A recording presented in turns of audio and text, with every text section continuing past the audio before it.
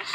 Today we'll start with the new chapter, that is physical and chemical changes. This chapter we have already studied in our class 7, so we will just have a thorough revision.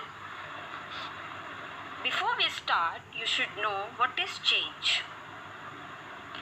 Change is the law of nature which occurs everywhere. It is the only constant in this world and nothing else is. Changes are an important feature of nature. They take place all the time. Some changes are fast, some changes can be slow. Fast changes can be noticed immediately, while there are some changes which takes time.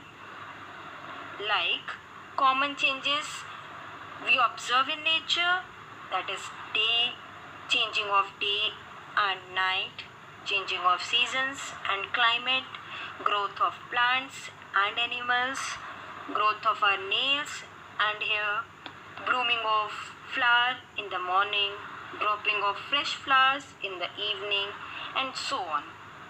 Apart from the naturally occurring changes, there are some changes which we bring about for our benefit. For example, cooking of food, freezing of water in a refrigerator, and so on. All these changes may involve alteration of shape, size, color, state, taste, odor, etc. And that too of the original substance. First we will discuss about the classification of changes. So we can classify the changes in the following categories. First, natural and man-made changes. Second, slow and fast changes, you can see here. Third, reversible and irreversible changes. Then next, periodic and non-periodic changes. Desirable and undesirable changes. Physical and chemical changes. And the last, endothermic and exothermic changes. So let's start with the first, natural and man-made changes. You can see in the given table, the changes that take place in nature are known as natural changes. For example, change in season, formation of clouds, flowering of plants, growth of a plant, ripening of fruits, etc. And the changes brought about by the activities of man are called as man-made changes. For example, cooking of food, burning of fuels, construction of buildings, preparation of alloys, farming, etc. The next category is slow and fast changes. The change that takes a long time, like hours, days, months, or years to occur, are called as slow changes. For example, weathering of rock, growth of a tree from a seed or a baby to a man, change in seasons, etc. And the changes which take place within a very short period of time are called fast changes. For example, burning of paper, bursting of balloons or crackers, occurrence of lightning, burning of cooking gas, breaking of glass, etc.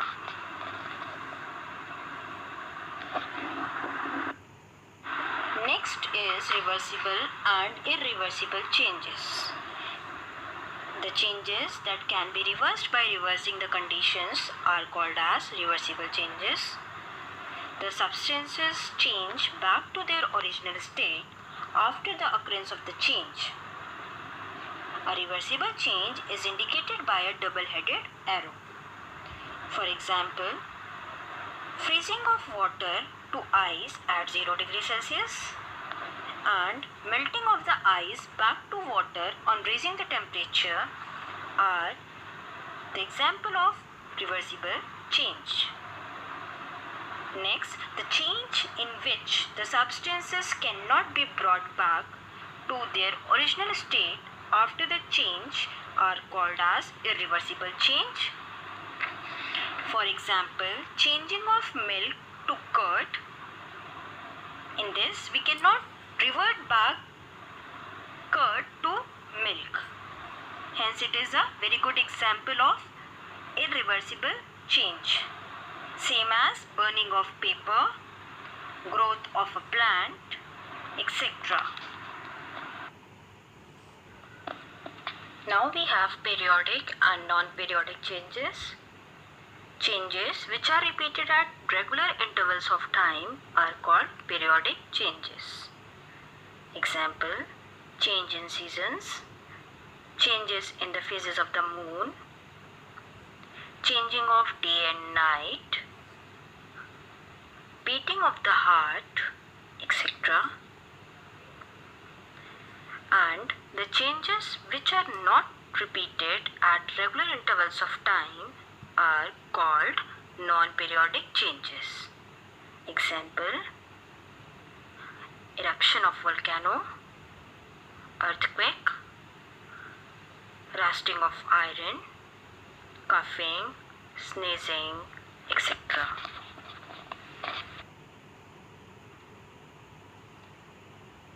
Another category is desirable and undesirable changes. Changes which are beneficial for us are called desirable changes. Example, formation of curd from milk, formation of manure from waste, digestion of food, etc. And the changes which bring about destruction are called undesirable changes. Example, floods, epidemics, spoiling of food, earthquake, and eruption of volcanoes are some examples of undesirable change. Now, here we have to note one thing, that some changes are desirable at one time and can be undesirable at another time. For example, burning of fuel for cooking is desirable change, but burning of a factory or building is an undesirable change. Coming to the next, in chemistry, changes are broadly divided into two categories: physical changes and chemical changes. We should note one thing again, that all the changes discussed before can be categorized into above two groups, that is, physical change or chemical change. Now, as we proceed further, we should know what is the actual difference between physical change and chemical change. In some changes, the physical characteristics of matter such as state, shape, size, color change, but the composition of the substance remains the same. This type of change is called as physical change. For example, the glowing of an electric bulb. In this, when the electric current is switched on, the filament of the bulb starts glowing. The same filament returns to its original form when the current is switched off. Next example, melting of ice. The conversion of ice into water on heating is a physical change, because water on cooling changes back to ice. Thus, we can conclude that the change of state of ice into water or water into an ice is an example of a physical change which is brought about by reversing the conditions of the change. Here, no new substances are formed during the change. Likewise, we are having more examples as dissolution of a substance in water is a physical change. Stretching of a rubber band, etc. In chemical changes, the composition and properties of the substances change and new substances are formed. This type of change is only called as chemical changes. It is also called as chemical reaction. In this, the original substances are called reactants, while the new substances formed are called as products of the chemical reaction. For example, burning of paper, rusting of iron, cooking of food, burning of magnesium. In all these examples, there is a formation of new substance. Let's take an example of burning of paper. Suppose we have taken a small piece of paper and burned it. When paper burns, carbon dioxide, water vapor and ash are formed. Now, we cannot get back paper from this ash again. Hence, burning of paper is a very good example of chemical change. Hence, we conclude that in chemical change, new substances are formed and we cannot revert back the same original substance. Let's take another example. Suppose when a small piece of iron is exposed to the atmosphere for a few days, a reddish brown coating gets deposited on it. This reddish brown coating is called as rust, which is hydrated oxide of iron, and it is a new substance. Once iron changes into rust, it cannot be changed back to iron. Hence, we can say that rusting of iron is a chemical change. Let's discuss the characteristics of physical change.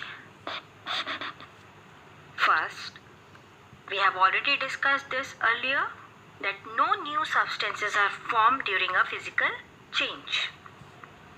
Next point is a physical change is a temporary change because we can again get back the original reactant. Next, a physical change is reversible by simple physical means. Next, during a physical change, there is no change in the composition of the substance. The properties of the substance remains the same, and there may or may not be absorption or evolution of energy during a physical change. Let's take into account the characteristics of chemical change. First, a new substance or substances are formed during a chemical change. Next, the change is permanent. It means once reactant is converted into product, the product cannot be reverted back into a reactant. Third, the change is irreversible. That is, it cannot be reverted back. Fourth, the composition and properties of the substances are altered during a chemical change. That is, new substances formed. And the last, heat and light energy are evolved or absorbed during a chemical change. Sometimes sound energy is also given off during a chemical change. We can take few more examples under this category as germination of seeds, photosynthesis in green plants, respiration in animals and plants, formation of manure from animal dung, digestion of food in the stomach, fermentation of sugar solution to alcohol, etc. Now, there are some changes in which both physical and chemical changes take place simultaneously. And a very good example is burning of a candle. When a candle is lit, the solid wax melts and changes into the liquid state. This liquid wax on cooling turns into solid wax. Therefore, this change is a physical change. At the same time, some of the molten wax rises up the wick, changes into vapor and burns with a flame to produce water vapor and carbon dioxide. Since two new substances are formed here, it is a chemical change. Hence, we conclude that the burning of a candle is an example in which both physical change and chemical change take place simultaneously. There is to note that there are some changes that can be classified into more than one type. Example, curdling of milk.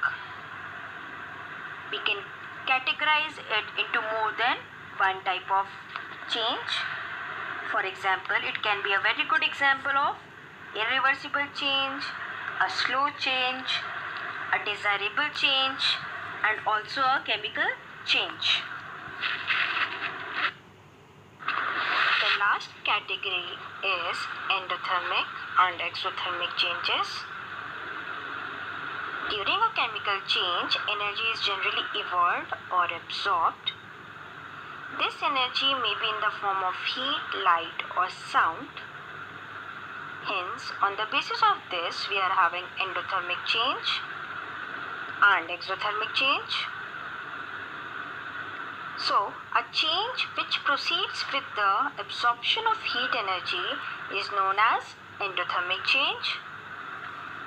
For example, photosynthesis, in which sunlight is absorbed by the green pigment chlorophyll present in the leaf of the plants for the formation of its food as glucose. Exothermic change, a change in which heat is liberated, is called as exothermic change. For example, burning of fuels like hydrogen, hydrocarbons, etc.